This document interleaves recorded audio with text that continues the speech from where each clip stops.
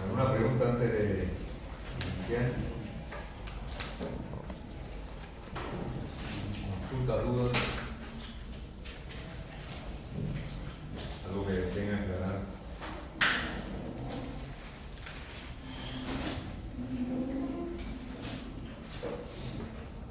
Muy bien, recordarles que estamos en la penúltima semana del semestre, la próxima semana cerramos.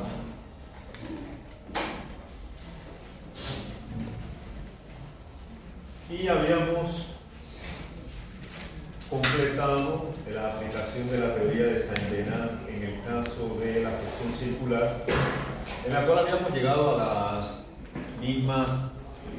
la misma formulación por otro camino, ¿no?, que habíamos aprendido en el curso de cuerpos deformables 1.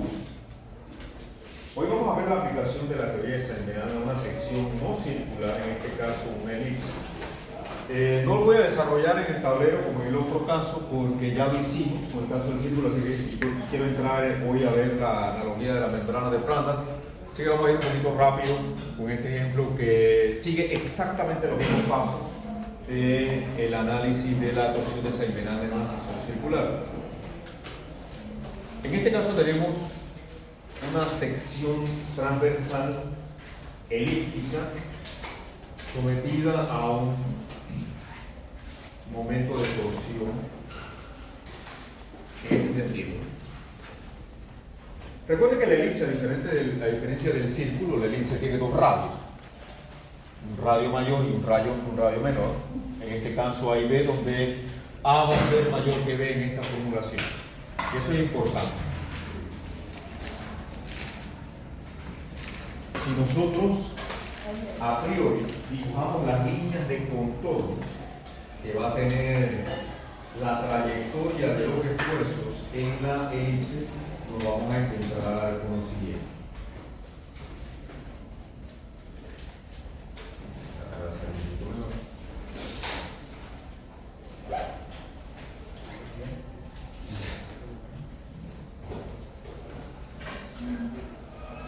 Etcétera.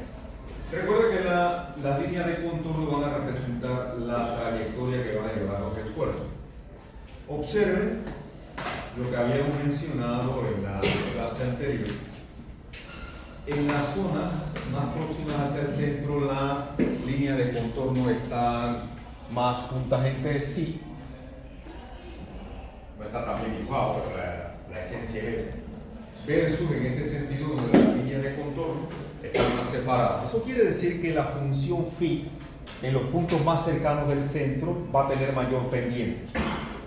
Y si aquí va a tener mayor pendiente, en esos puntos donde debemos esperar los mayores esfuerzos por tanto. Recuerden que en la teoría de Saint-Venant, mediante el cálculo de pendientes obtenemos esfuerzos, mediante el cálculo de volumen de la función phi obtenemos torque. Entonces, de antemano nosotros debemos esperar que los esfuerzos portantes que se presentarían aquí, ambos van a tener como componente Z, como segundo subíndice Z, porque este es el plano Z, ¿correcto? Esta sección transversal está representada por un plano Z que lo veríamos perpendicular al tablero. Así que el segundo subíndice va a ser Z. El primer subíndice del esfuerzo portante indicaría la dirección. Entonces el que tengo acá arriba sería un tau XZ. El que tengo acá sería un tau YZ. Por la dirección. Tau YZ en la dirección Y vertical, en este caso. Tau XZ en la dirección X horizontal. Entonces yo debo esperar, de acuerdo con mi formulación, que de los dos esfuerzos, que van a ser distintos, porque no es un círculo, es una sección que tiene el mismo radio por todos lados, debido a la diferencia tanto en momentos de inercia como en radio, vamos a encontrar que los esfuerzos son diferentes, y en este caso, tau XZ matemáticamente debe resultar mayor que tau Y. Y eso debe resultar de nuestro análisis matemático. Veamos entonces la formulación. La ecuación de una elipse de geometría analítica es muy similar a la ecuación de un círculo. Si recordamos la ecuación del círculo por acá, lo que vamos a tener es el mismo radio, x cuadrado sobre r cuadrado, y cuadrado sobre r cuadrado menos 1. En el caso de una elipse tengo radios distintos. Aquí voy a tener el radio mayor, el radio menor, a cuadrado y b cuadrado respectivamente. Entonces la ecuación de el perímetro exterior de la elipse, x cuadrado sobre a cuadrado más y cuadrado sobre b cuadrado menos 1. Yo tomo esta función, que sería la ecuación del perímetro de la sección transversal, le antepongo una constante y obtengo la función phi. Esa constante K va a ser determinada posteriormente en uno de los pasos. Y esta sería nuestra función de esfuerzo phi que conocemos. Las líneas de contorno representarían las curvas de nivel punto de igual elevación de esta función phi que describe un paraboloide de revolución, como sabemos. Primer paso, verificar si esta función phi satisface la ecuación que la hace válida para aplicarla en la teoría de Sargenant. Quiere decir que yo debo derivar con respecto a x, derivar con respecto a y, en ese mismo orden, primero con respecto a x, luego con respecto a y, y esa doble derivada debe ser igual a la derivada de phi con respecto a y con respecto a x. Veamos aquí, si derivo con respecto a x, esta derivada nos quedaría k por 2x entre a cuadrado, ¿cierto? Esto es constante para x y el 1 también es constante para x. La derivada de ambos sería 0. Si ahora tomo esta expresión y la derivo con respecto a y, ¿qué voy a obtener? Esto es constante con respecto a y, esa derivada es 0. ¿Cierto? Aquí en esta expresión, esto que tengo aquí es constante con respecto a y, su derivada con respecto a y es 0. Bien, el miembro de la derecha me dice que tengo que derivar entonces con respecto a y. Y si derivo la expresión con respecto a y, este primer término es constante con respecto a y, se anula su derivada, aquí me quedaría entonces k por 2y sobre b cuadrado, y 1 es constante en y, ¿verdad? 0. Si ahora la derivo con respecto a x, va a ocurrir exactamente lo que acá. Aquí no hay x, por lo tanto esto sería constante en x, su derivada es 0. Y ahí se satisface entonces esta igualdad, c es igual a 0. Iguales. Se cumple con el primer paso de verificación de la función phi si es aplicable como función de esfuerzo en la teoría de Sargenant. Hasta ahí estamos claros, ¿no? El segundo paso entonces es determinar el valor de K. Para determinar el valor de K aplicamos la ecuación 8 de nuestra formulación para obtener K, que es esta relación que tenemos. Recuerden que esa fórmula salió de la ecuación de equilibrio. Esta es la ecuación de equilibrio expresada en términos de la función de esfuerzo.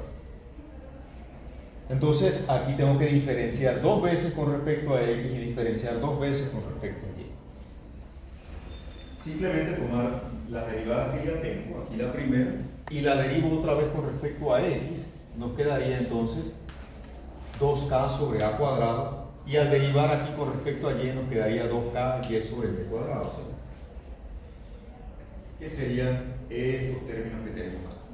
La segunda derivada de phi con respecto a x, 2k entre a cuadrado, la segunda derivada de phi con respecto a y, 2k sobre b cuadrado.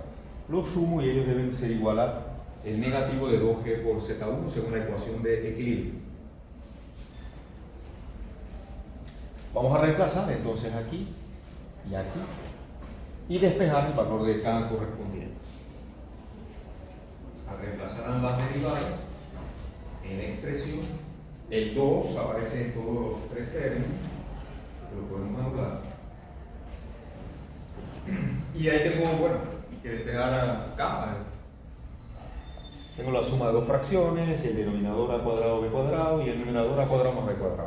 Álgebra elemental. Despejo k de ahí, invirtiendo esta fracción y pasándola para el miembro de la derecha, de donde k entonces sería el negativo de el producto de a cuadrado por b cuadrado entre la suma de a cuadrado más b cuadrado por g por z1.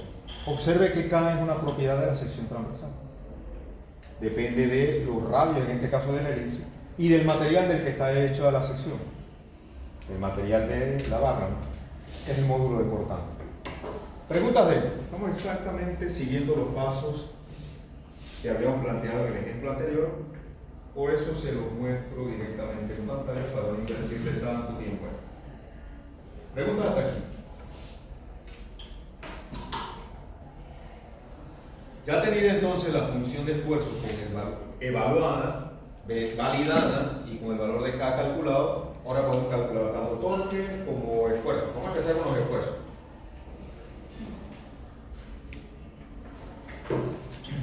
Recuerden que los esfuerzos los calculamos a partir de la pendiente de la función de esfuerzo. Esas pendientes yo las tengo aquí, con respecto a X y con respecto a Y. Estas son las pendientes. Lo único que tendría que hacer para encontrar tau XZ y tau YZ es reemplazar aquí el valor de K calculado. Ya tendría los correspondientes esfuerzos tau XZ y tau YZ. Veamos entonces. Tau YZ, recordemos que es la pendiente de la función phi con respecto al eje X. Tau XZ es la pendiente del eje Y con respecto de phi con respecto al eje Y. Negativo en ese caso, según la fórmula. Esto que tenemos aquí es el valor de K. Todo esto. Aquí. Y aquí ya estaría multiplicado por el negativo. Todo esto es K. ¿Verdad? Ahí lo vemos.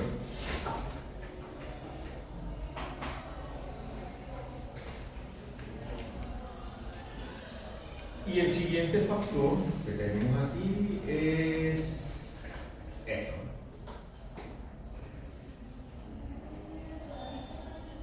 Dos x entre a cuadrado para tau YZ y 2y sobre b cuadrado para tau XZ.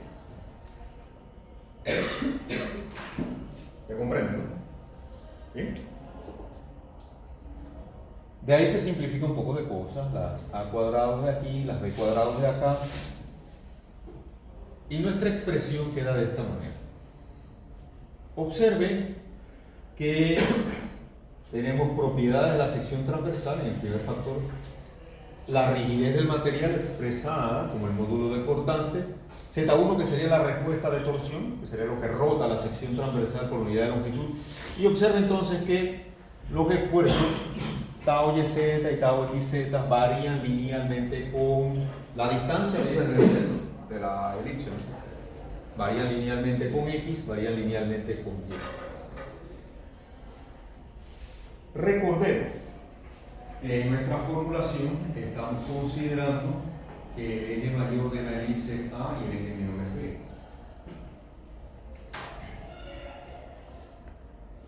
Y eso es importante para denotar cuál de los dos esfuerzos va a ser mayor, porque me interesan los máximos al final del cuento.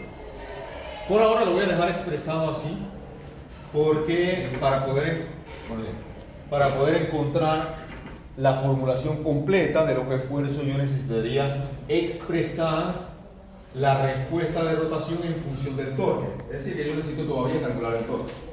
¿Qué sería el siguiente paso? El paso cuarto.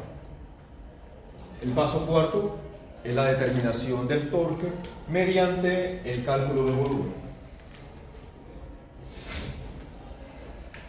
Recordemos que esto viene siendo el volumen de la función phi y el doble del volumen. El doble del volumen me permite calcular el momento. Recuerde que, nuevamente, con pendientes calculamos esfuerzo, con volumen calculamos torque. Esa es la analogía de Saint-Venant, transformar un problema de resistencia de materiales en un problema de geometría. Bien, entonces vamos a reemplazar, aquí yo tendría todo esto es el valor de K, reemplazando la función phi. Todo esto, el grupo está muerto en reflejo.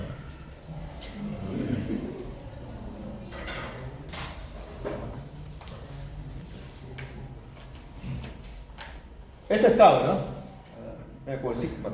Voy a agarrar hasta el signo negativo. El valor de K tiene un signo negativo por delante. Todo esto sería K. Aquí. Bien. Este es K.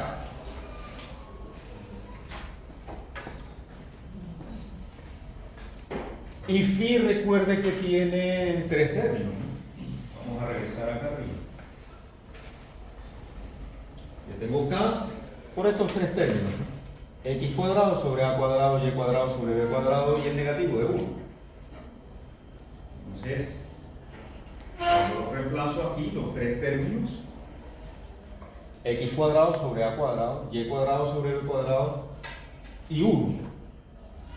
Lo que hemos hecho entonces es introducir el de a como de x de y. ¿Se ve? Recuerden que aquí tengo phi. Y para el volumen tengo que multiplicar por el diferencial de área.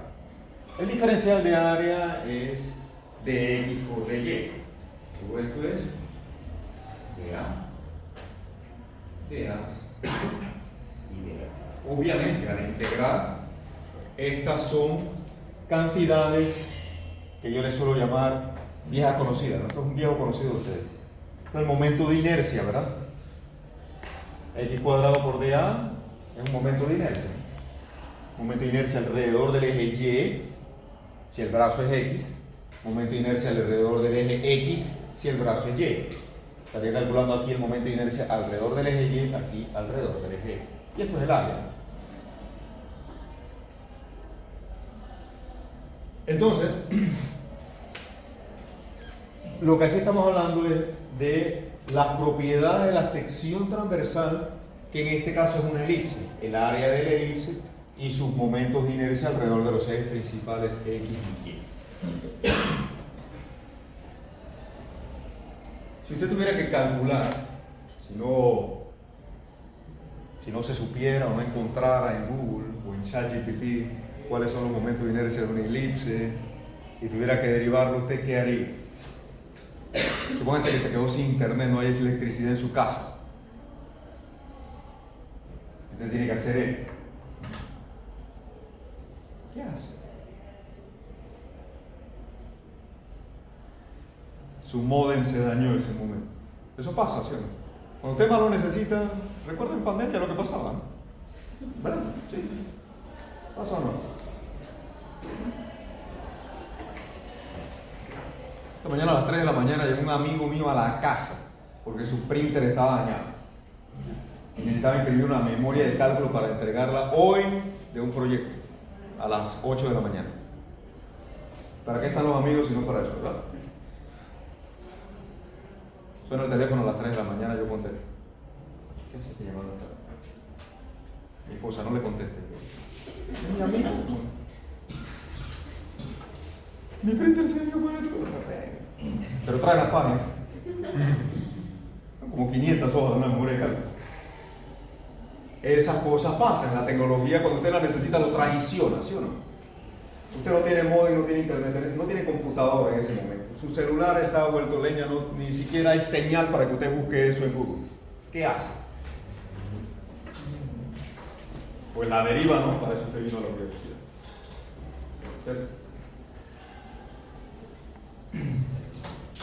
Repaso de esta. Un repaso. Yo tengo mi elipse en los ejes X. Un repaso para ver ustedes cómo están en esta. Repaso del momento de inercia. Dijimos que esta función x cuadrado sobre a cuadrado más y cuadrado sobre b cuadrado describe el perímetro de la sección transversal. Estos son los ejes principales, el eje principal o los radios principales de la elipse A y el radio secundario B. Usted necesita los momentos de inercia y el área de esa elipse. ¿Qué hace? Bueno, usted aprendió que nosotros podíamos representar el diferencial de área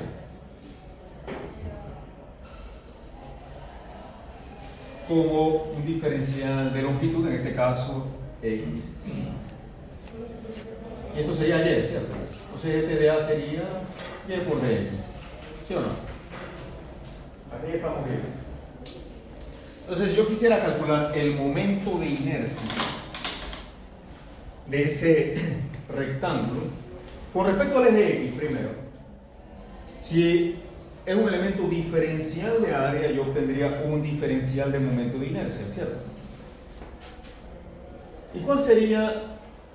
Y eso usted sí se lo sabe, porque tanto saben. ¿Cuál sería el momento de inercia de un rectángulo con respecto a su base? Porque esto es un rectángulo. Momento de inercia de un rectángulo con respecto a su base igual. Ese con respecto al centroide. Yo tengo el centroide aquí y yo quiero el momento de inercia alrededor del eje X, ¿sí o no? Por eso es lo que me está diciendo esa fórmula. Ya ve. Entonces, no me están pidiendo el momento de inercia centroidal de ese rectángulo. Yo necesito el momento de inercia con respecto a la base de ese rectángulo. Y no es un doceavo de B por H al cubo, como usted acaba de decir. ¿Cuánto es? Si tampoco se acuerda de ese que es básico, también lo puede derivar. ¿Cómo que era el momento de inercia de un rectángulo? Vamos a derivarlo, pues. Hace un paréntesis de su cálculo y saca aparte una hoja y bueno, vamos a hacer el de el rectángulo. ¿Por qué no nos acordamos? No es un doceavo, porque un doceavo es con respecto al centroide y eso no es lo que tengo ahí. Es con respecto a la base. ¿Verdad? Y si yo tengo un rectángulo de dimensiones, como ustedes acaban de decir, ¿no? B y H, ¿no? Eso sí se lo sabe de memoria, ¿no? B y H. No sé por qué le llaman siempre así, ¿no? Dice B y H, ¿no? Está bien. ¿Cómo calcula entonces el momento de inercia con respecto a la base, que sería el eje X aquí donde está trazado? Bueno, nuevamente, vamos a hacer esto, pero esta vez con un elemento diferencial horizontal, ¿le parece? Porque la X aquí es constante. Y yo tendría un dy, ¿cierto? Este ancho es B. El área de esto sería ¿qué? B por dy, ¿verdad? Y esto está aquí a una distancia y, ¿cierto? Bueno, apliquemos el momento de inercia aquí con respecto al eje X, porque este elemento es diferencial, ¿no? Y según la fórmula, yo sé que esto es la integral de área de quién, de y cuadrado por dA, ¿sí o no? Esa es la fórmula, ¿no? Esa es la fórmula del momento de inercia alrededor del eje X, ¿no? Y cuadrado por dA. Entonces, ¿qué tengo como dA? B por dy. B por dy, lo reemplazo aquí, B por dy. Integro y de dónde a dónde? De 0 a... Perfecto. ¿Y esto es igual a qué? B sale de la integral, ¿cierto? Y la integral de... Es una integral demasiado fácil, ¿no? Demasiado básica. Entonces, ¿qué es? Y usted dijo un doceavo, ¿verdad? ¿Sí o no? Un tercio de B por H al cubo. Este es el momento de inercia de un rectángulo con respecto a su base. ¿De dónde sale el doceavo? Si yo ahora quisiera encontrar el momento de inercia con respecto al centroide de la sección, que tendría los ejes, vamos a llamarle X barra, Y barra, ¿qué tendríamos que aplicar? Bueno, yo podría hacer el mismo análisis, pero con el eje ahora en el centro. ¿O puedo aplicar el teorema de quién? ¿Qué me dice el teorema de los ejes paralelos? Esto estaría, si este es el centroide de la sección centro geométrico, esto está a una distancia igual a H medio. Entonces me interesa el momento de inercia alrededor del eje centroidal. ¿Qué nos dice el teorema de los ejes paralelos? Que un momento de inercia alrededor de un eje X va a ser igual al momento de inercia centroidal más ¿qué cosa? El área de la sección y la distancia entre los ejes al cuadrado, ¿verdad? Este lo tengo, ¿verdad? ¿Cuánto es? Esto ya la integral, obviamente yo obtengo el momento de inercia en X, ¿no? La integral. ¿Esto cuánto es? Un tercio de B por H al cubo. Este es el que ando buscando. Me interesa el momento de inercia centroidal. el área del rectángulo, B por H, y la separación entre los ejes es la separación entre X y X barra, ¿no? ¿Cuánto es? H medios al cuadrado. Esto nos queda un cuarto aquí, un tercio menos un cuarto es El doceavo suyo porque usted gritó aquí a coro hace unos minutos, ¿no? ¿No? ¿Sí o no?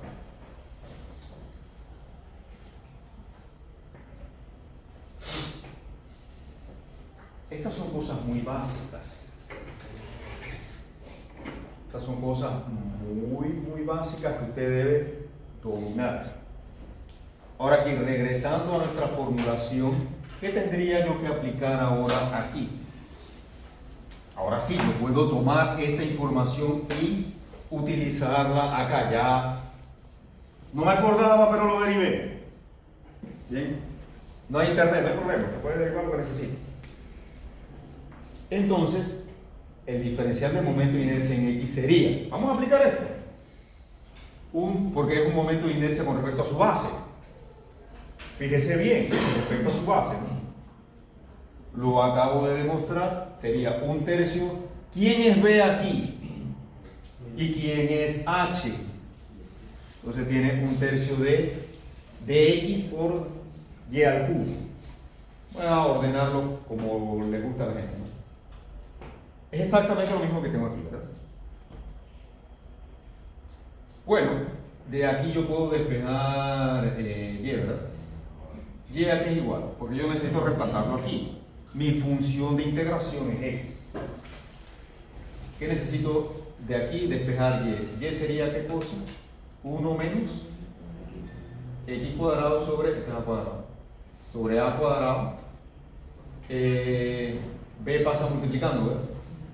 B cuadrado. Y a esto tengo que sacarle la raíz cuadrada, ¿no?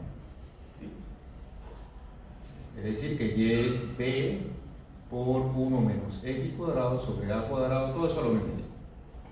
Eso yo tengo que reemplazarlo ahí. Yo quiero el momento de inercia de toda la sección ahora.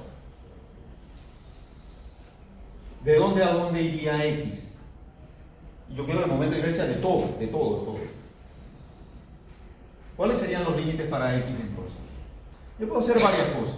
Yo puedo ir de menos A, desde menos A, ¿verdad? Pero ahí barrería todo esto, ¿no? Y ese resultado tendría que duplicarlo para tomar en cuenta lo de abajo. ¿Sí o no? Pero quizás es más fácil ir de 0 a A, tendría este cuadrante, y ese resultado lo multiplico por ¿cuánto? Ve que sí sabe. Entonces puedo poner 4, el tercio pasa, lo puedo sacar del integral. Bien. Integro ahora ¿de dónde a dónde? Me dijeron.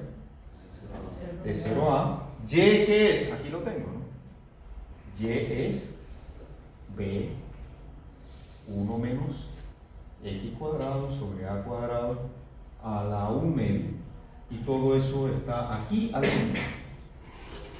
Y usted integra eso. Y ahí tiene la integral para calcular el momento de inercia de la elipse con respecto al eje. ¿Cómo calcularía el momento de inercia con respecto al eje Y? ¿Cómo calcularía el momento de inercia con respecto al eje Y? Esto está aquí a una distancia ¿qué? X, ¿verdad? Bueno, yo puedo hacer nuevamente uso de, si este es un elemento diferencial, voy a utilizar mi diferencial. ¿Y qué me dice la definición del momento de inercia con respecto al eje Y en este caso? Sería X cuadrado por dA. ¿Sí o no? Aquí el momento de inercia con respecto al eje Y sería la integral de Y cuadrado por dA. De X cuadrado, ¿no? De X cuadrado por dA. ¿Verdad? Esa es la definición. Así como el de X es esto, ¿no? Y cuadrado por dA, el de Y es X cuadrado por dA. Bueno, vamos a reemplazar. dA lo tengo aquí. Básico. Nos resultaría entonces la integral, ahora vamos a hacer lo mismo, la integral X cuadrado dA, pero dA es y por dx. Voy a hacer lo mismo, mi variable de integración nuevamente es x, así que esto iría de 0 a y cuadruplico el resultado, ¿verdad? ¿Cierto? Nada que usted no sepa hacer. Vamos a reemplazar otra vez y.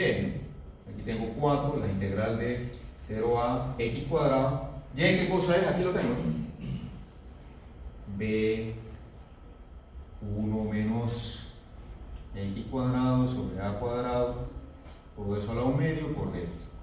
Y aquí tiene la fórmula para, ya esto produciría entonces el momento de inercia en y.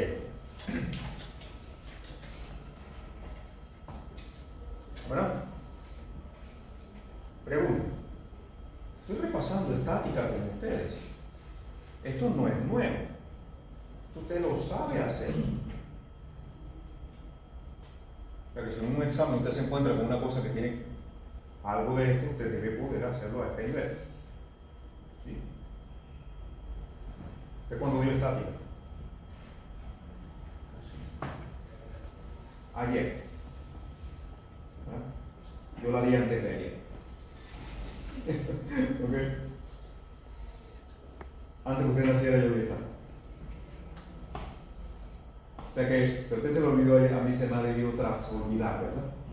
¿Sí o no? O sea que no hay excusa, ¿no? Área. El área aquí la tengo, ¿no? Esa es más fácil todavía. El área entonces es y por dx integrado otra vez de 0 a y 4 veces. De 0 a el producto de y, que aquí está por dx, y que es de 1 menos x cuadrado sobre a cuadrado por dx a la 1 medio por dx. Y ahí entonces tengo el valor de el momento de inercia en tengo el momento de inercia en x, el momento de inercia en y el área.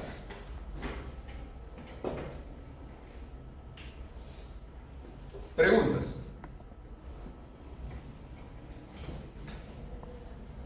¿Sí? ¿Para cuándo aplica? Buenos días. Buenos días, profesor. Adelante. ¿Para cuándo aplica esa integral para el momento de inercia? ¿Para todos los casos o...?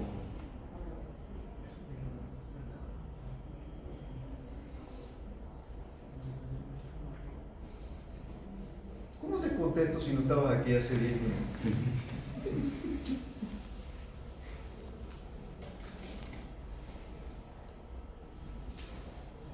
Momento de inercia de figuras. Ok, momento de inercia. Ya ves. Bien, cuando usted resuelve esta integral, va a encontrar, fíjense, ahora, esta integral que está aquí, matemáticamente no es tan sencilla, observen. ¿Cómo usted resolvería esta integral? ¿Qué aplicaría? No puede aplicar integración por partes. Integración por parte aquí no aplica. Tampoco puede hacer una integral directa. Aquí sí. Aquí quizás sí puede hacer una integral directa. No, ni tanto, porque tiene una raíz por ahí. ¿Qué tiene que hacer en estos casos? Estas integrales se resuelven por sustitución trigonométrica. No lo voy a hacer porque entonces ahí sí tendríamos que invertir toda la clase en una cosa matemática que yo no voy a ponerme a explicar. Pero al hacerlo, y como una integral, son integrales por sustitución trigonométrica, aparece nuestro amigo pi por allí. Cuando sustituimos en las funciones trigonométricas que ahí resultan, los límites de la integral. Entonces resultaría aquí el momento de inercia con respecto al eje x pi cuartos de a por b. Esta resulta en pi cuartos b por a cubo, o a cubo por b, y esta es pi por a cubo.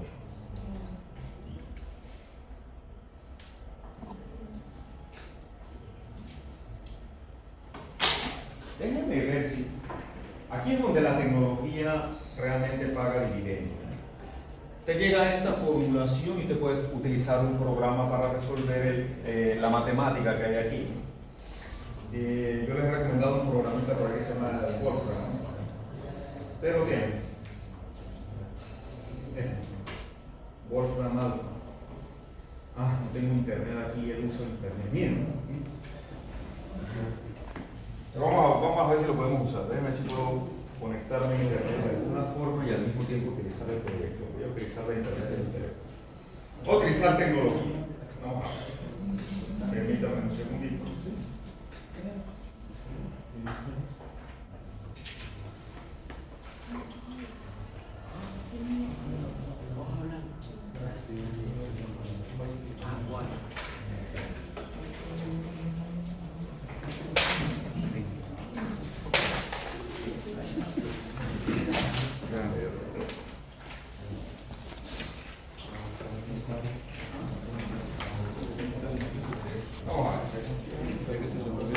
Bueno, voy a tener que desconectar el proyector de acá para después conectarlo con el. Permítame un segundo.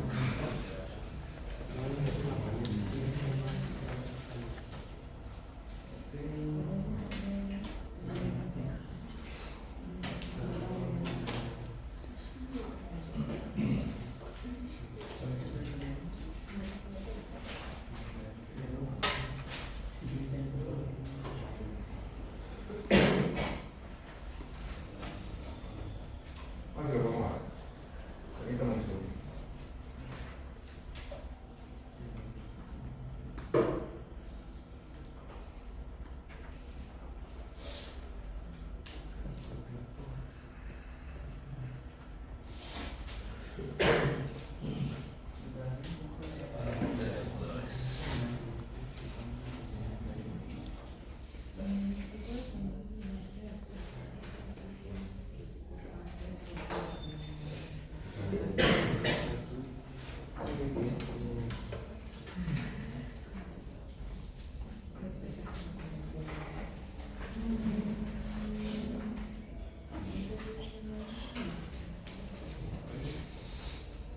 ¿Está encendido o está apagado el proyector?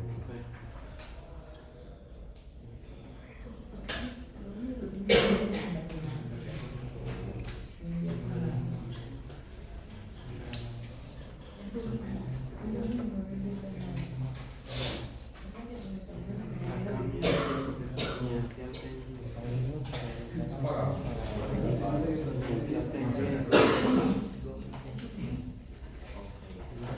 Así lo podemos hacer con el portal.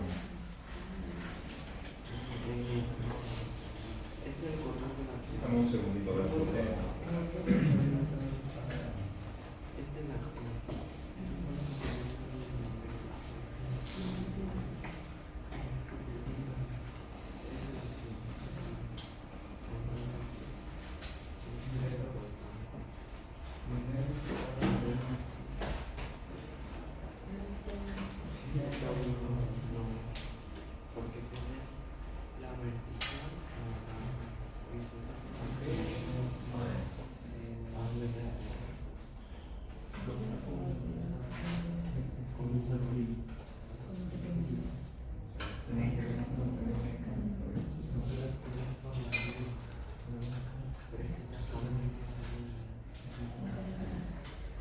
Bien, parece que está muy bien.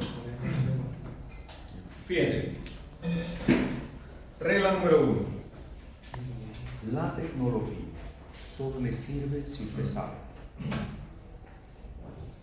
Apunte eso en su cuaderno. La tecnología solo le sirve al que sabe. Al que no sabe, la tecnología no le sirve. Ya usted se dio cuenta de eso, ¿verdad? ¿Sí? Si usted hubiera colocado un doceavo de X por Y al cubo, hubiera dado fresco, ¿sí? ¿Verdad? Y de nada le sirve tener alta tecnología. Repito nuevamente para que lo termine de copiar. La tecnología solo le sirve al que sabe. Apúntelo. Y léalo toda la mañana cuando se despierte, cuando se va a acostar, sea lo último que vea. De nada le sirve a usted tecnología si no sabe. La tecnología es una herramienta. Entonces, si yo llego aquí y digo, esa integral está nasty, pero si usted tiene una herramienta, usted puede resolverlo. ¿Cómo llegar aquí es ingeniería? ¿Cómo resolver esto es matemática?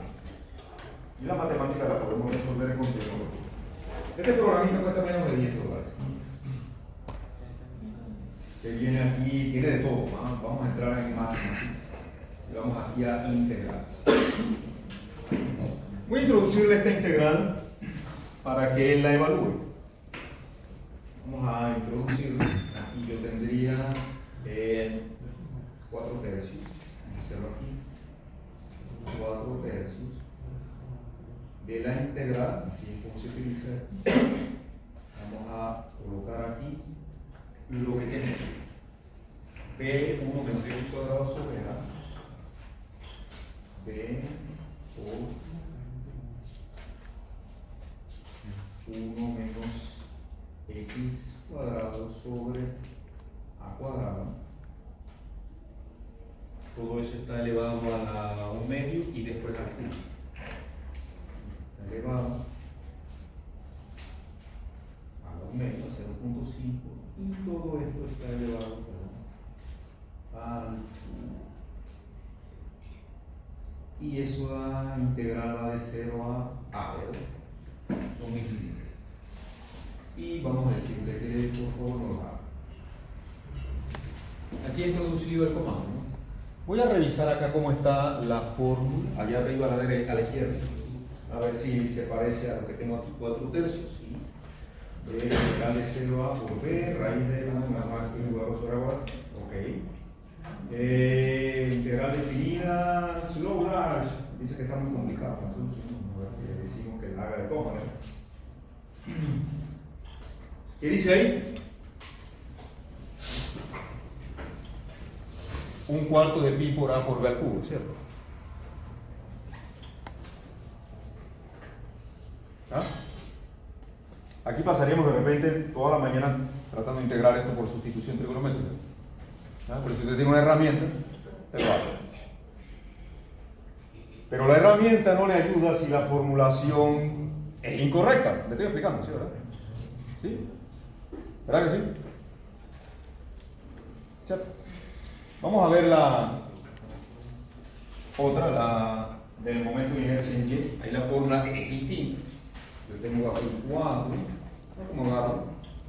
4 por la integral de x cuadrado por p. Vamos a ponerlo aquí. X cuadrado por p. Y 1 menos x cuadrado entre a cuadrado a la 1. Tengo que quitar el puro. La integral tiene los mismos límites. Vamos a revisar. Tengo 4 por x cuadrado por b. Ok, la raíz de todo eso, bien. Y vamos a decirle que haga el esfuerzo y nos dé la respuesta. Aquí la tengo. Pi cuartos de a cubo por b. ¿Sí? La tecnología solo le sirve porque Wolfram no me ayuda a hacer esta derivación, ¿sí o no? Él me ayuda de aquí para adelante. ¿Sí me estoy explicando? Bien. Vamos a ver el área. Esa es más fácil, esa quizás sí logramos que puede ser la más.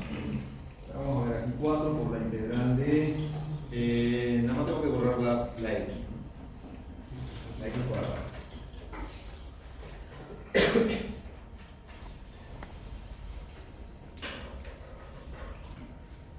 Y el área debe ser pi por a por b. Vamos a ver que termine de tirar pi por a por b. ¿Sí? Estas son cosas básicas. Usted entra, es más, usted no necesita ni siquiera más Wolfram. Usted puede entrar al sitio web de Mathway. ¿Lo conocen? ¿Lo conoce mi hija que lo usa? No lo conoce usted. ¿Lo usa o no lo usa? Lo puede usar hasta en el celular y usted hasta escanea a mano, viene aquí para que usted escanee a mano. Yo hubiera podido escanear esto y le digo resuelvan eso y me lo hace también. Tiene un módulo de... Aquí está en álgebra por default, pero tiene cálculo, precálculo, tiene todo. Cálculo le permite poner sus integrales. Usted lo mete ahí y lo hace también. Con eso sí sitio. Y es gratuito, si no quiere invertir los $10 del Wolfram. Pero bueno, como es gratuito, le va a tirar algún anuncio. Pero usted, yo sé que a ustedes eso no les interesa. Usted vive con sus anuncios. Preguntas. Estas son cosas básicas elementales.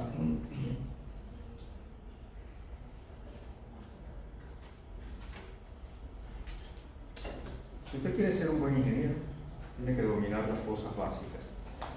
¿Recuerdan la columna de 3 pisos del edificio que les presenté la vez pasada? ¿Recuerdan de eso? ¿Cómo solucioné yo ese problema? Un problema real, aplicando ¿qué cosas? Conceptos muy básicos. ¿Verdad? Busqué la manera de rigidizar el edificio, coloqué vigas rígidas arriba y abajo. Traté de aproximar eso a un caso de lo que sabemos que tengo rigidez casi infinita en los dos nudos, se acorta la longitud efectiva, ¿verdad? Es un concepto muy básico. ¿Okay? Si usted tiene aspiraciones de ser un buen ingeniero, usted tiene que dominar lo básico. Porque lo demás es matemática. Y para la matemática usted tiene ya herramientas que hacen todo eso.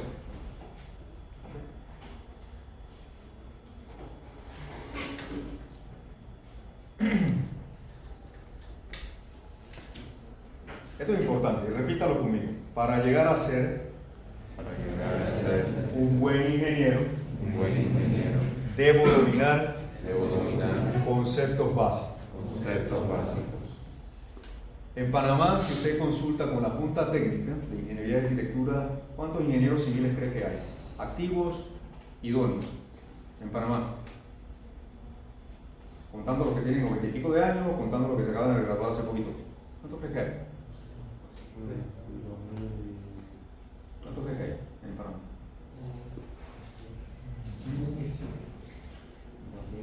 10.000.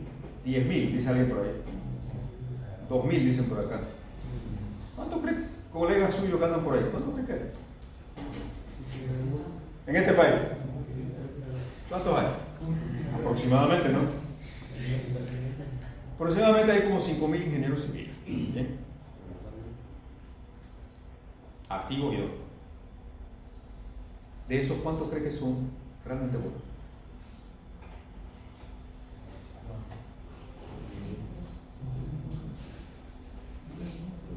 Como el 10%, si acaso.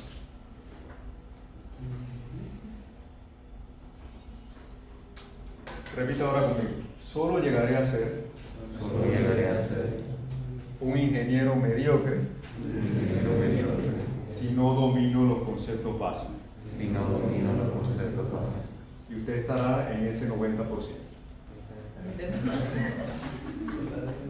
¿Verdad? Usted estará en ese 90%. Levanta la mano los que quieren ser ingenieros mediocres. Lo que quieren ser los buenos. Entonces, ¿para qué dijo un 12avo cuando yo pregunté el momento de inercia con respecto a la base? Un tercio de la base por la altura del cubo en el momento de inercia de un rectángulo con respecto a su base. Regresando acá, que es lo que nos compete, estos paréntesis matemáticos, son otra cosa. Esto es un termómetro que a veces yo le coloco a la gente, a mis estudiantes, para ver en conceptos básicos cómo están ellos mismos. Y ya usted se acaba de dar cuenta con algo extremadamente simple, usted cómo está. Y realmente esto es extremadamente sencillo porque yo no he hecho otra cosa que aplicar lo que aprendió usted en estática, ¿verdad? Ahora imagínese cosas un poquito más complicadas, Un análisis de una cercha tridimensional, por ejemplo, podría ser complicado. ¿Cómo estará usted ahí? Pues yo no sé, no quiero meterme a explorar eso ahora mismo. Ya tuve un reality check como dice la gente. Cuando reemplazamos entonces, ya estos valores, aquí están. Momento de inercia en X, en Y, el área, aquí, pues, ¿qué va a suceder? Cuando reemplazamos aquí, la A cubo que tengo por aquí se cancela con la A cuadrado, la B cubo que tengo aquí se cancela con la B cuadrado, y me queda un cuarto y un cuarto, términos iguales, semejantes, A por B, y A por B. Un cuarto más un cuarto es un medio, y un medio menos 1 es menos 1. Menos un medio con el negativo de acá queda positivo. Entonces, aquí tengo ya mi torque.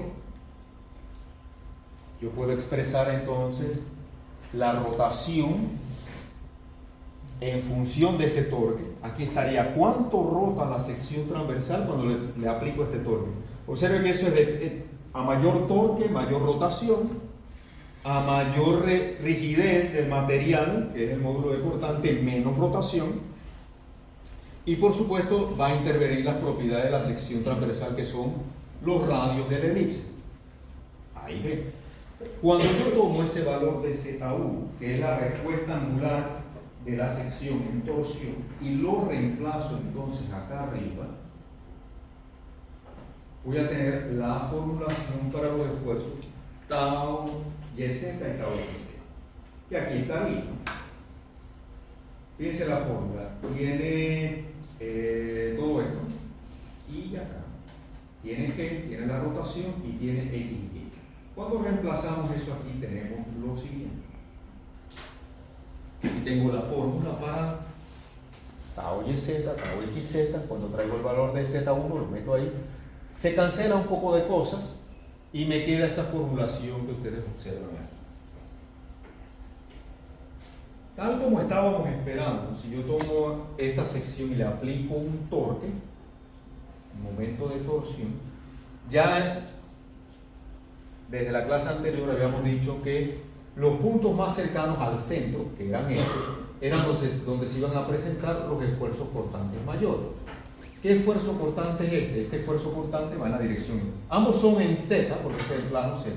Así que esto sería un tau XZ. ¿Qué valor de Y necesitaríamos para calcularlo ahí, a él? ¿Cuál es la Y en este punto? B, ¿verdad? B. Entonces, cuando yo reemplazo aquí en este tau XZ el valor de B en Y, voy a obtener el esfuerzo cortante máximo. Aquí voy a obtener un tau YZ, ¿cierto? Este también es tau XZ, solamente que con la B negativo y debe resultar con signo contrario. Y aquí esto sería un tau YZ, que debe ser positivo porque va hacia arriba. Observemos la formulación. Tau YZ y tau XZ tienen fórmulas parecidas pero no iguales. El 2 aparece en ambos casos, el momento de torsión aparece en ambos casos, el pi aparece en ambos casos en el denominador, pero hay una diferencia aquí. Ambos varían linealmente con X y Y. Es decir, que estos esfuerzos varían linealmente de 0 a un máximo, de 0 a un máximo. Pero ¿qué ocurre aquí? Dijimos que en esta formulación el valor de A era mayor que B. Por lo tanto, ¿qué va a resultar aquí? ¿Cuál va a producir el valor mayor? Si la diferencia está en el denominador. El valor mayor se va a producir donde el denominador sea el menor de los dos. ¿Verdad? Porque a menor denominador, mayor será la razón. ¿Cierto? ¿Dónde se produce el denominador menor? Pues aquí donde la no está al cubo, ¿cierto? ¿Se ve? Sencillo como eso. Entonces yo he de esperar, tal como lo habíamos intuido previamente, que el esfuerzo cortante tau XZ debe ser mayor. Ahí debe producirse el máximo. Entonces cuando yo reemplazo B en Y, voy a obtener mi esfuerzo cortante máximo en la sección. Cancelo la B con la de abajo. Y el esfuerzo cortante máximo es 2 veces el momento de torsión entre pi por A por B cuadrado. Observe la fórmula. Cuando B es aquí, cuando Y es B positivo, el esfuerzo es positivo. cuando la B es negativa, ¿no? Cuando yo reemplazo aquí menos B, el esfuerzo va a ser negativo, así que apunta hacia la izquierda, ¿se ve? Cuando X es positivo, aquí yo tendría X A positivo, el esfuerzo es negativo, quiere decir que va hacia abajo. Estamos hablando de este punto, ¿sí o no? ¿Se ve? Y cuando X es igual a menos A, con el negativo de acá queda positivo, ese esfuerzo apunta hacia arriba. ¿Bien? ¿Preguntas? Sí.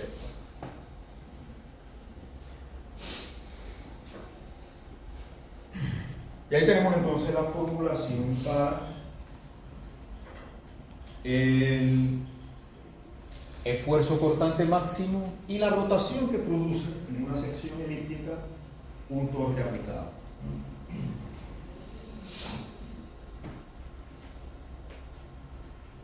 Pregunta. Vamos entonces a entrar a ver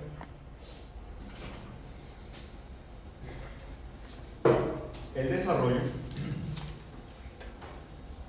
de un concepto geométrico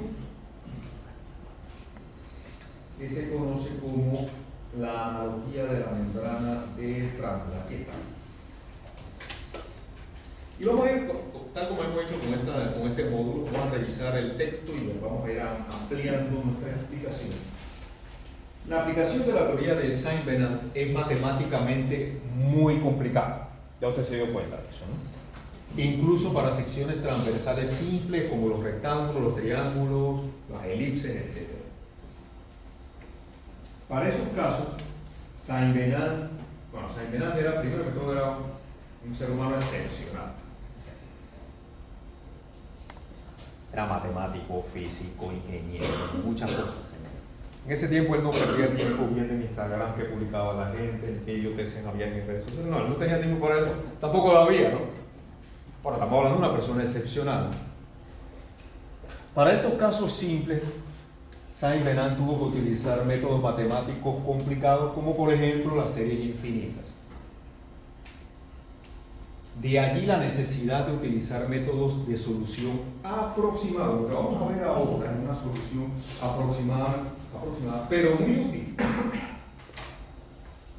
Muy útil. De hecho, en los cursos de diseño, de hormigón y de estructuras metálicas, puentes, vamos a utilizar la analogía de la membrana de Prandtl, porque para propósitos de diseño no tenemos que ser matemáticamente tan exhaustivos. El ingeniero, como siempre, ¿no? Le gusta la matemática, pero no tanto, ¿no? Ya usted se dio cuenta, ¿no? ¿Sí? Entonces siempre busca la manera de simplificar las cosas. Y eso está bien. Siempre y cuando no viole ninguna regla del fenómeno físico. Entonces, de las soluciones aproximadas, el mejor método es el método desarrollado por Prandtl en 1903. Saint-Venant la teoría la publicó en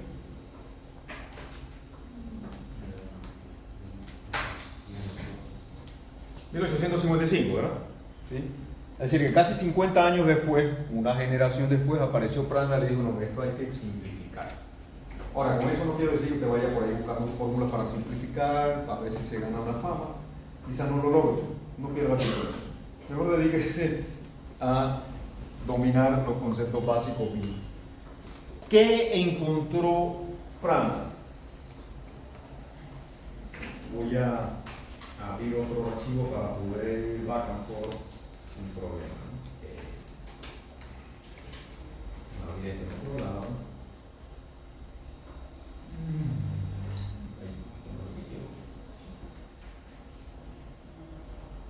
¿Dónde está? No, eso lo vamos a ver después.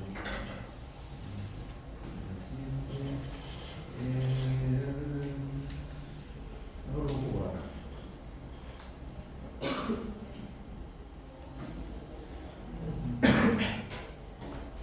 Módulo 14 aquí.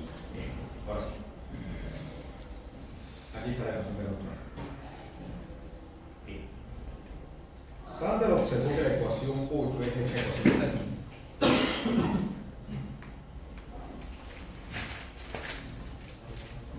Es igual que la ecuación diferencial para la forma de una membrana estirada originalmente plana, a la cual se sometió una presión de aire verticalmente en su parte inferior. ¿Qué es eso? Vamos a pensar en nuestra barra sometida a torsión en los siguientes términos.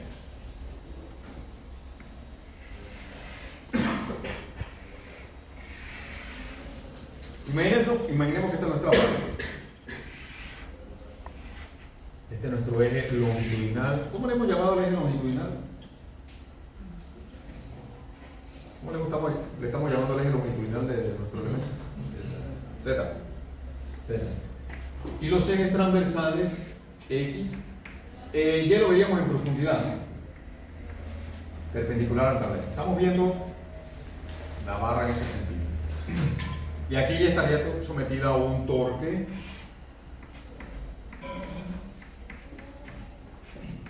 en esta dirección, en el sentido horario.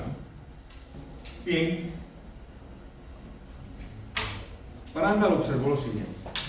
Imaginemos que en lugar de una barra esto es una tubería, un tubo, una tubería.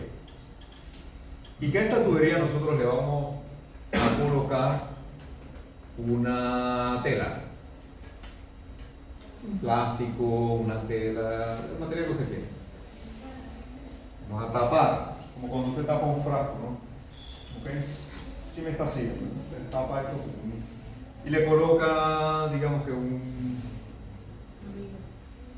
liga, exactamente. O lo amarra, ¿no? ¿Sí? Si va siguiendo lo que estamos haciendo.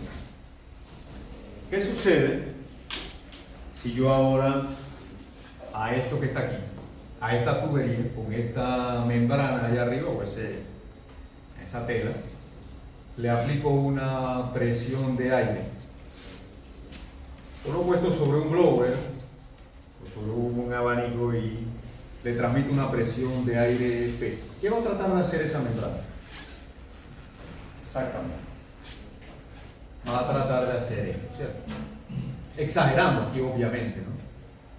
Exagerando, ¿no? Para que se note, ¿no?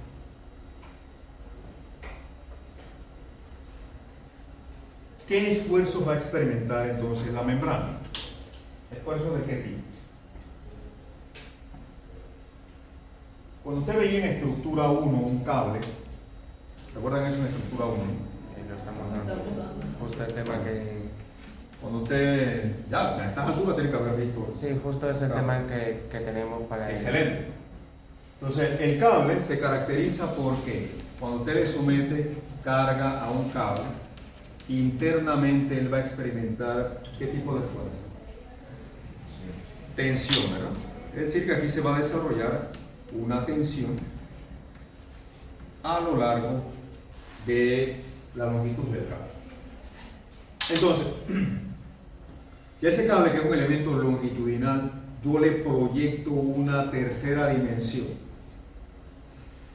le proyecto otra dimensión, este cable se transforma en una membrana. ¿Bien? Se transforma en una membrana, como en una sábana, ¿no? ¿Okay? A una sábana usted no le puede aplicar compresión, a una tela no le puede aplicar compresión. Le puede aplicar tensión, eso sí, ¿cierto? A una membrana usted no le puede aplicar otra cosa si no es tensión. Igual que las vigas, si yo tengo una viga que va de esta columna a aquella columna, ese es un elemento longitudinal, ¿cierto? Pero si a esa viga yo le proyecto otra dimensión, se transforma en qué cosa. ¿Cómo se llama esto donde estamos nosotros? Ustedes sentados, yo de pie. Una losa. Entonces, una losa también es un elemento de flexión, pero en dos dimensiones. La viga es un elemento de flexión en una dimensión, en un plano. La losa tiene dos planos, ¿no? Dos planos. Geometría de la ingeniería estructural. Entonces, así como en un cable yo tengo fuerzas de tensión en una membrana es como si tuviera un cable tridimensional. También se van a producir fuerzas de tensión. Y vamos a tener fuerzas de tensión. Y la altura de esta membrana tendría coordenadas Z, ¿no? Entonces, la derivación de esa ecuación de esa membrana es idéntica a la ecuación diferencial que tenemos aquí.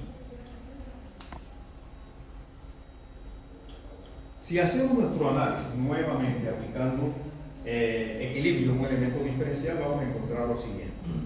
Consideramos una membrana de peso despreciable sometida a una fuerza de tensión por unidad de longitud T igual en todas las direcciones y que a su vez la sometemos a una presión de aire P en unidades de fuerza por área. Ahí tendríamos nuestra presión aplicada P y la respuesta sería esta tensión. Así como estamos viendo la figura, estaríamos viendo aquí el sentido longitudinal. ¿Bien? Aquí estaría la presión P de aire actual.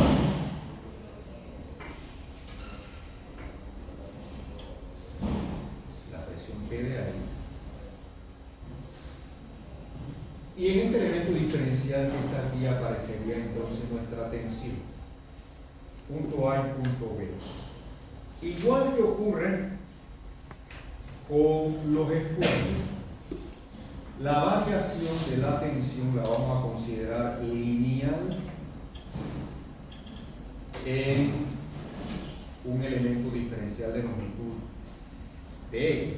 Entonces de este lado yo tendría una tensión T y de este otro lado voy a tener, si esto tiene una pendiente, que sería la variación de T con respecto a X. De este lado tendría T más la variación de T con respecto a X por ¿quién? Por dx, ¿cierto? Y lo mismo ocurre en el sentido Y. En el sentido Y yo tendría exactamente lo mismo. En la cara izquierda vamos a tener T, esto sería dy, aquí tendríamos nuestra pendiente que sería la derivada de T con respecto a Y. Respecto allí, y de este lado tendríamos entonces demasiado de todas maneras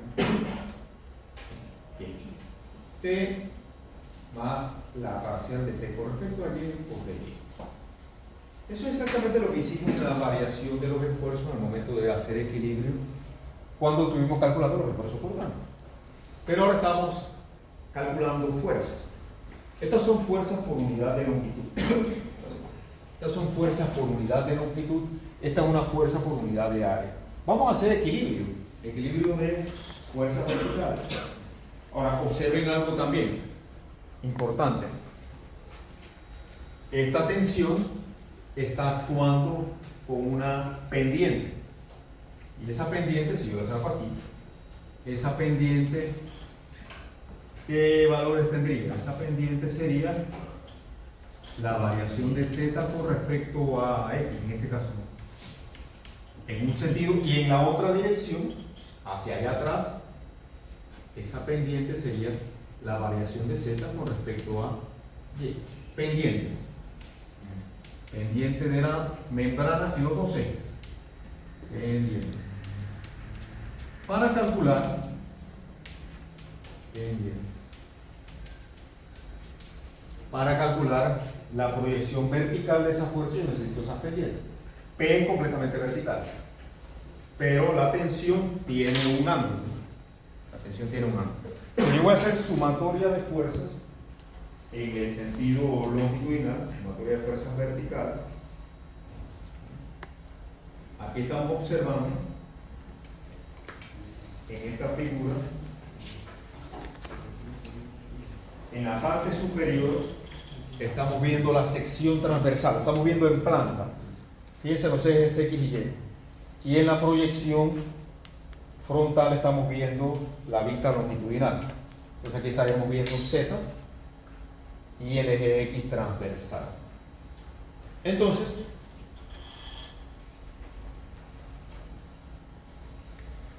en esta figura se asume que la ecuación de la membrana, la ecuación de Z, esta ecuación, por supuesto debe ser función de los ejes X y Y, que son los planos de la sección transversal,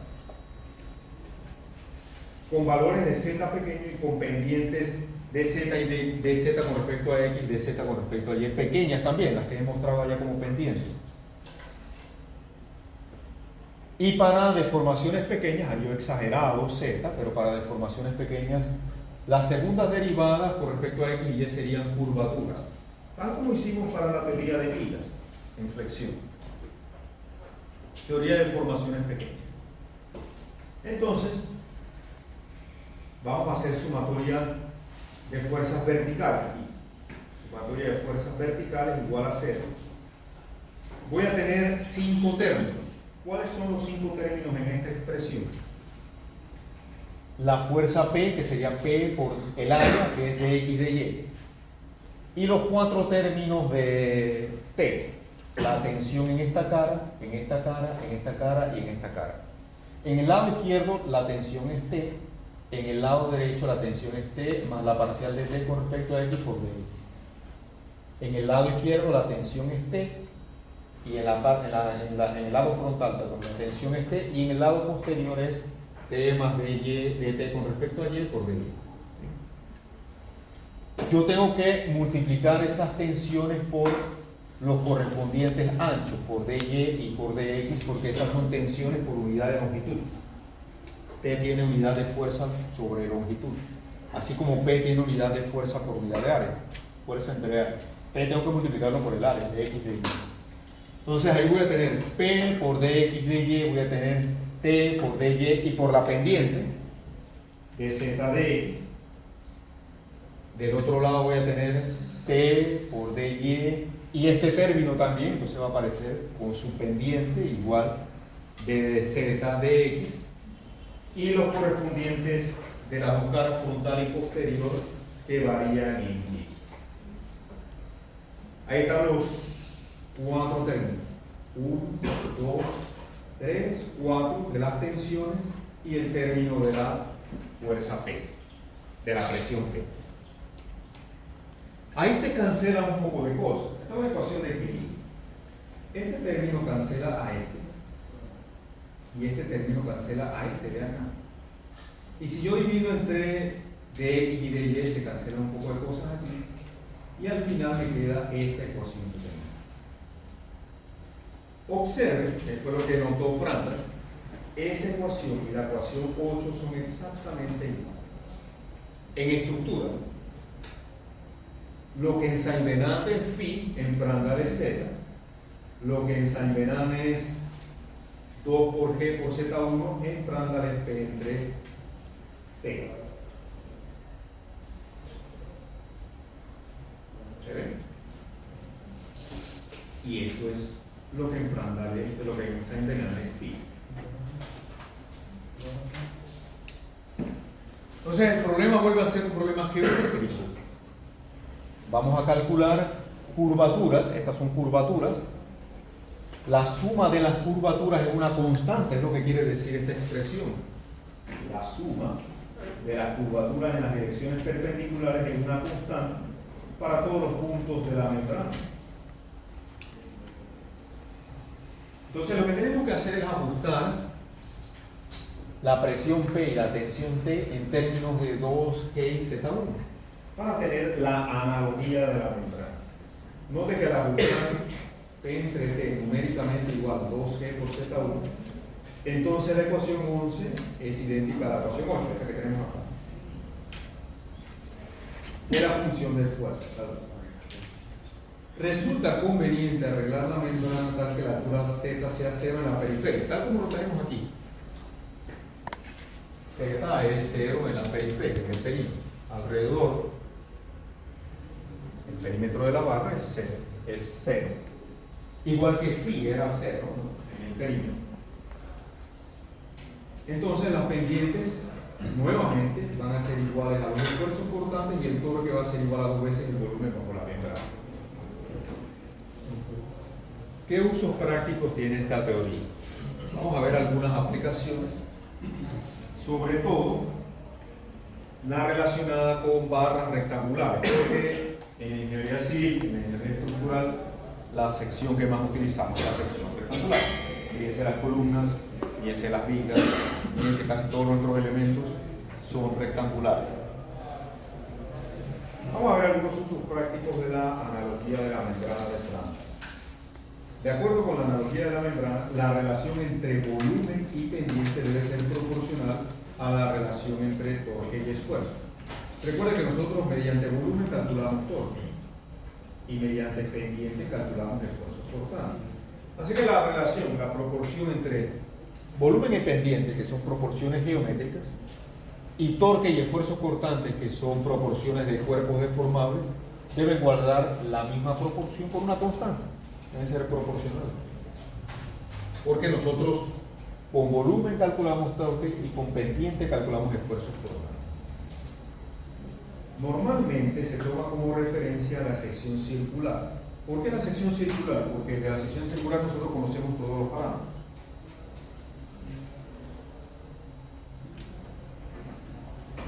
A veces yo le llamo a esto montaña, ¿verdad? Para que ustedes se imaginen esta elevación como si fuera una montaña, la coloco entre comillas, para que usted relacione, que ahí lo que estamos viendo es la forma geométrica del paraboloide de revolución.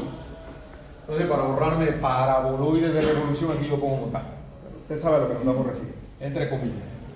Entonces, calculamos el volumen de la montaña del círculo que lo conocemos y lo comparamos con el volumen de la montaña de la otra sección y lo relacionamos con torque entre rotación del círculo y torque entre rotación de la otra sección que tenemos. Vamos a ver la sección circular.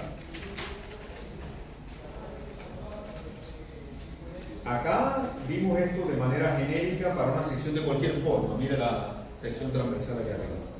Vamos a tomar un círculo como referencia para nuestra formulación. Y ahora, imaginemos que esta sección es circular, completamente circular. De manera que tendríamos nuestra presión de aire por debajo, la membrana se levantaría de esta manera. Aquí tenemos un radio y esta pendiente sería, esto es Z, igual que acá, esto es Z. La pendiente sería dz con respecto al radio.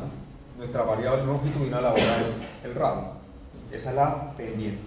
T es uniforme a lo largo de toda la sección, es decir que T va a venir por aquí así, alrededor de todo el perímetro, la misma tensión, alrededor de todo el perímetro de la membrana.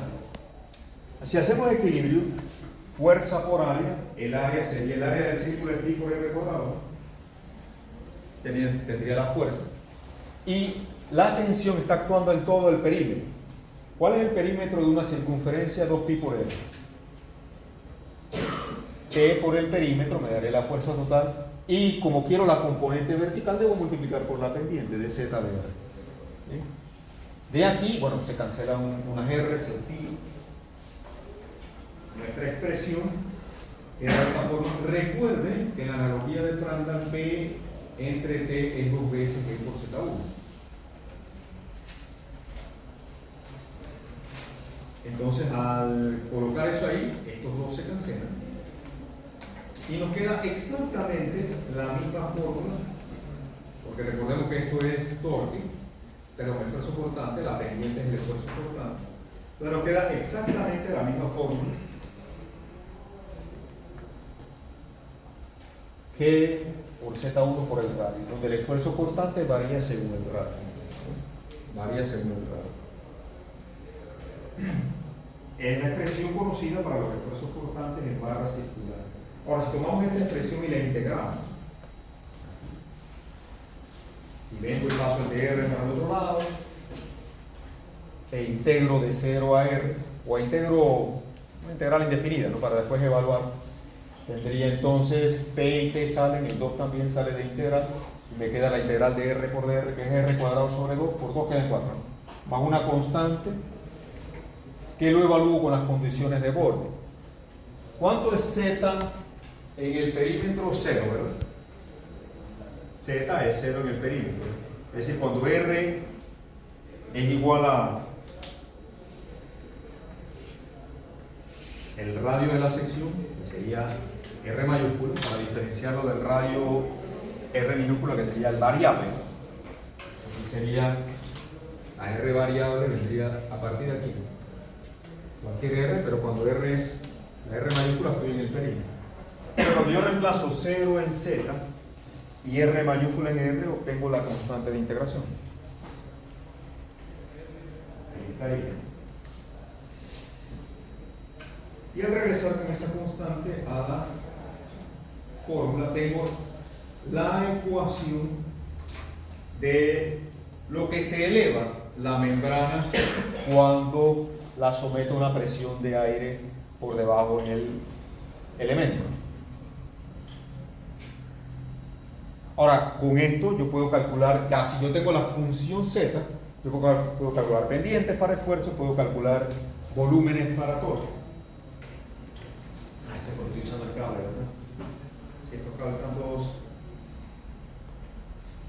Entonces, ya el esfuerzo lo calculé acá arriba. Me falta calcular el torque. Para calcular el torque tengo que determinar el volumen. ¿Cómo calculo el volumen que se forma aquí en este paraboloide de revolución? ¿Qué tengo yo que hacer?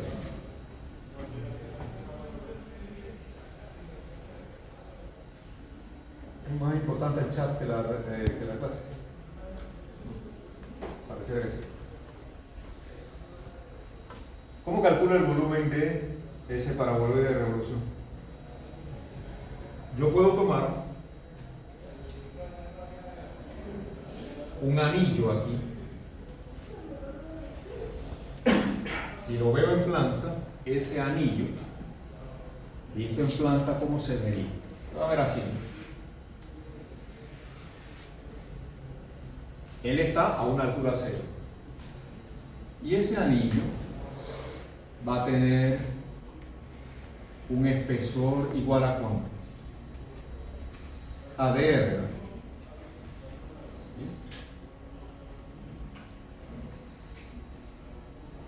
Y él tiene en ese punto un radio igual a R, ¿verdad?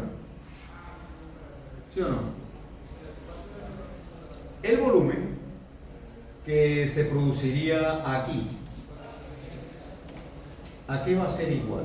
Yo puedo desarrollar este anillo y al desarrollarlo él se va a convertir en un rectángulo, ¿sí o no?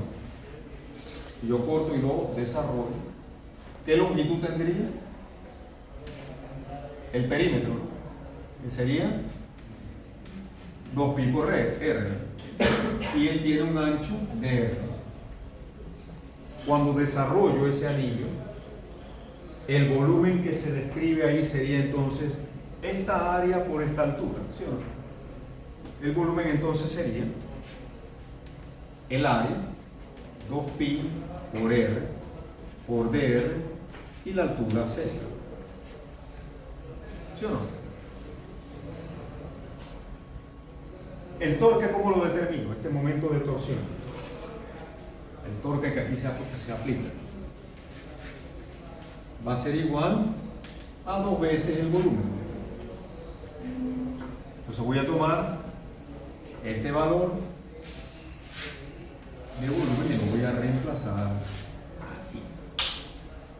¿Qué es lo que aparece entonces? Aquí. Este es el volumen.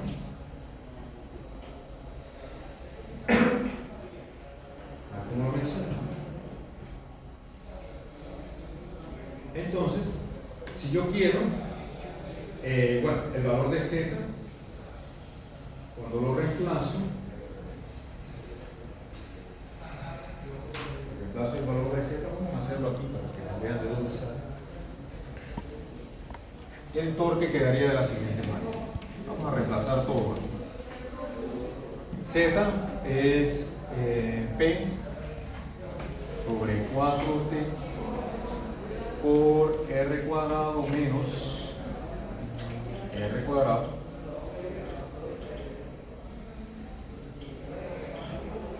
por 2pi por R por dr. Ese sería el volumen. Ese sería el volumen. Y yo tendría que, aquí mi única variable para integrar sería R. Tendría que integrar esto de 0 a R, ¿verdad? Al hacerlo, resulta en este valor que tenemos acá.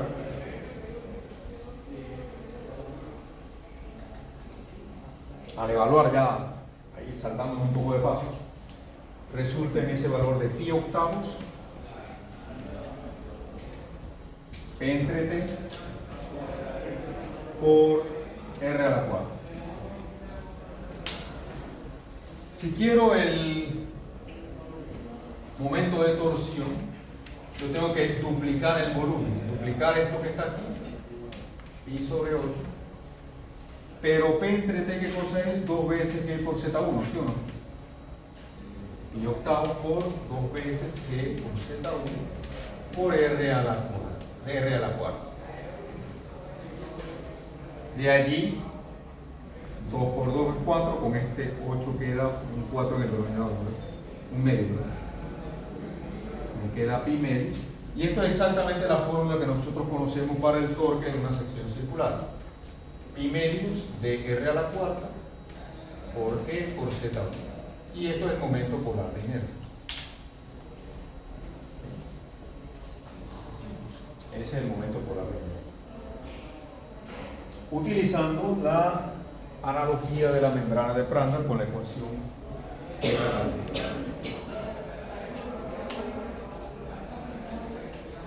Tal como lo tenemos aquí. Lo que hice fue reemplazar 2 veces G por Z1 aquí, duplicar el volumen para obtener entonces el torque.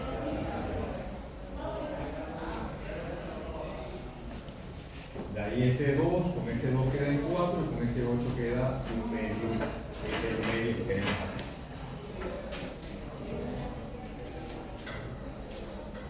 La cual es el resultado, conocido por una barra circular de torsión. Esta rigidez torsional normalmente le llamamos C, ¿verdad? Es el producto del módulo resultante por el momento polar de inercia. Solo es válida para secciones circulares. Para secciones circulares. En la clase del día jueves vamos a aplicar la analogía de la membrana de Prandtl para secciones rectangulares, como esta que vemos aquí. Vamos a tomar una sección rectangular con una placa de acero que tenga un ancho mucho mayor que su espesor. Imagínense una placa de 10 pulgadas de ancho y un cuarto de pulgada de espesor. Obviamente esto está amplificado para que se pueda notar la geometría. Entonces, si este elemento lo sometemos a un torque y aplicamos la analogía de la membrana de Prandtl, si tomamos esta sección vista de perfil, la cubrimos con una membrana, le aplicamos una presión por debajo, la membrana se va a alzar, pero de esta manera. Dado que el ancho es mucho mayor que el espesor, en la parte central la membrana va a quedar prácticamente horizontal, debido a que su ancho es muy pequeño en comparación con el espesor. Entonces en esta zona las alturas en todos estos puntos van a ser iguales, vamos a tener la misma altura Z. Entonces eso nos permite hacer una simplificación en nuestra analogía. Observen las líneas de contorno que se produciría en la membrana. ¿Dónde están las pendientes más elevadas? En esta sección y en esta sección, ¿verdad? Aquí. Aquí las curvas de nivel están más cercanas, ¿sí o no? O sea, aquí voy a tener esfuerzos cortantes mayores porque ahí la pendiente es mayor. Por acá, ¿qué ocurre con las líneas de contorno? Están más espaciadas, hay menos pendientes. ¿Qué ocurre por aquí? Yo tengo líneas de contorno pasando por ahí. En esas esquinas yo voy a tener esfuerzos cortantes iguales a 0. Los esfuerzos cortantes no pueden transitar por esa zona. Por eso, las herramientas, si yo tengo que hacer herramientas que van a estar aplicando torque, y yo sé que esas herramientas no están aportando resistencia en esas esquinas, me conviene hacerlas redondeadas. Y me ahorro esas esquinas que me sirven para hacer muchas más herramientas. Si yo tengo una producción de herramientas, como una llave de torque para desatorar las tuercas del vehículo, para que yo voy a hacer las esquinas con ángulo. Yo me ahorro todos esos materiales que me sirven para hacer miles de herramientas más, ¿sí o no? Eso es eficiencia, eficiencia en la utilización de los materiales. Entonces lo que nosotros vamos a hacer es tomar una sección central en este elemento. Voy a tomar aquí una sección central. Observen mi eje X ahora dónde está, acá arriba. Este ancho le vamos a llamar 2X, X positivo por un lado y a esto de aquí le vamos a llamar E.